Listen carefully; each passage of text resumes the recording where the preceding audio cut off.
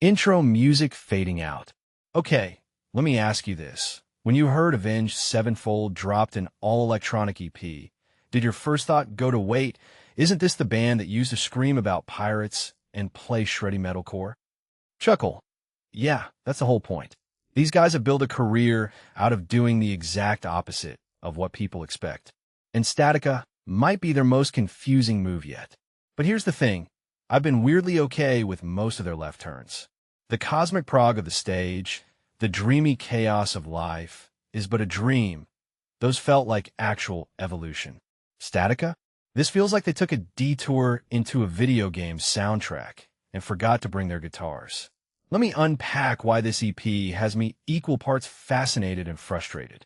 First off, can we talk about how Avenged Sevenfold has become the weird uncle of mainstream rock?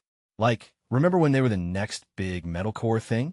Then they went full arena rock with City of Evil, then dressed up as cowboys for Dear God, and now they're diving headfirst into glitchy synths and NFTs. Most bands would have crumbled under fan backlash by now, but they've doubled down. And honestly, I kind of respect that. It's easy to play it safe, but they keep swinging for the fences, even if they strike out sometimes. Statica's whole virtual reality meets dystopian synthwave vibe, classic A7X. But here's the catch. Just because they can do something doesn't mean they should. Let's dissect the sound here.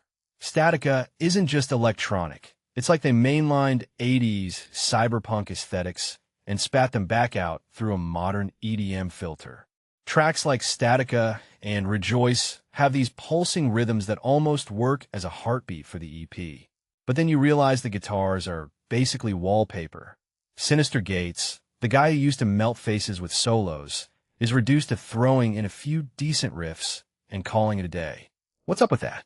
I mean, I get it, electronic records aren't about face-melting solos. But when a band built on instrumental prowess suddenly dials that back, it feels like they're hiding behind the synths. Like, look at our fancy new toys, but don't mind the lack of substance. And then there's Shadow's vocals. Dude's been auto-tuning the hell out of his voice since life is but a dream, but here it's like he's singing through a vocoder in a Matrix reboot. It's cohesive with the theme, sure, but does it move you? Does it make you feel anything besides, oh, they really committed to this bit? For me, not really. His delivery feels like a cyborg trying to emote. And while I appreciate the commitment to the bit, I can't help but think, where's the soul? Let's zoom out for a second. Why are we even talking about this EP? Because Avenged Sevenfold is using their clout to experiment in ways few bands of their stature would. Think about it. Most bands at their level stick to the formula that pays the bills. But A7X is out here collaborating with Wes Lang on NFTs and building a cyber sea of synths. That's bold, but bold doesn't always equal good. Statica feels less like a full album and more like a proof of concept. Like, hey, we can make electronic music. Now, let's move on. Which makes me wonder, is this a temporary phase or the start of something bigger? And more importantly, do we want it to be? I'll admit, there's a part of me that's tired of bands chasing trends. But another part of me admires the hell out of a band that refuses to become a tribute act to their younger selves. Statica is not a disaster. It's just meh. It's the musical equivalent of eating a sugar-free candy. Looks sweet, smells sweet, but leaves your soul unsatisfied. And maybe that's the point. Maybe they're trying to provoke us. Maybe they're saying, you can't define us anymore. So here's my final thought. Statica isn't the album we wanted, but it might be the album A7X needed to make. Not every experiment works.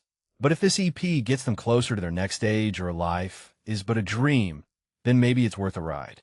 And hey, at least they're not writing another Hail to the King ripoff. Smirk, what do you think? Should bands be allowed to reinvent themselves however they want, even if we hate it?